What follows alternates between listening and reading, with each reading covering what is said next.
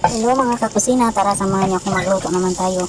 Chicken breast na naman. Iwan ko ba, ba't paborito ko yung chicken breast? Kasi madali lang siyang lutuin at saka madali lang siyang i-slice. Ay wala na mga buto-buto. Diba? At napakasarap pa. Simple healthy pa siya. Kasi wala na siyang taba, wala na siyang balat. So at ayan, ginisa ko na siya sa butter yung ating onion. Then isunod ko yung ating chicken breast. So hiniwa-hiwa ko lang siya ng ka-cubes.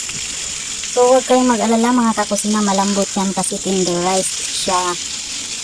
So, gisa-gisa lang natin siya ng konti. Then, lagyan natin siya ng asin at saka pamienta.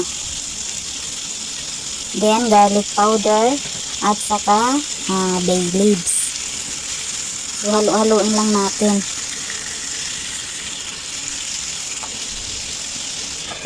Takpan ng saglit. Then mix.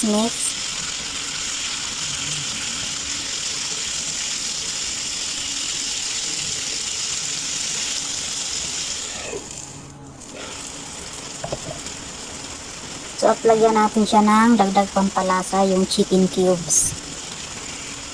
So madali lang naman itong lutuin mga kakusina.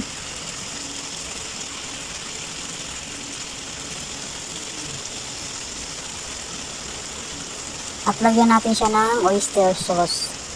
Then, apple juice.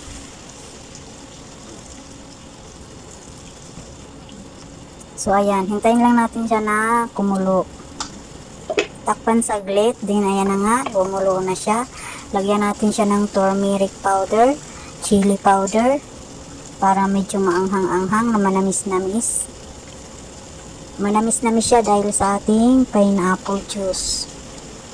So at lagyan na natin siya ng pineapple tidbits, then bell pepper, red and green. So i-mix lang natin siya ulit.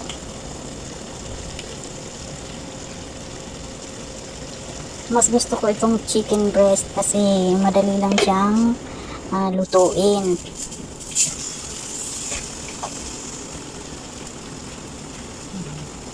So at ayan, umaapaw na nga yung sabaw niya. Pero hindi ko yan nilagyan ng sabaw mga kakusina. Yung pineapple juice lang ang nilagay ko.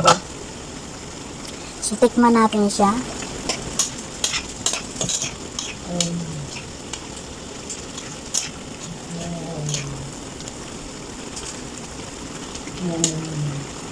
Yan, kung may naririnig sa'yo na iingay yung alaga ko, yan, nandito ako sa tabi niya. At ayan, napakasarap naman ng aking timpla mga kakusina, manamis-namis na maanghang-anghang.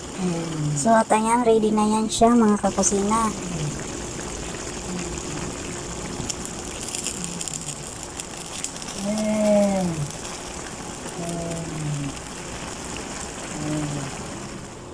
Ayan, ready na siya. Thank you for watching and please follow my page.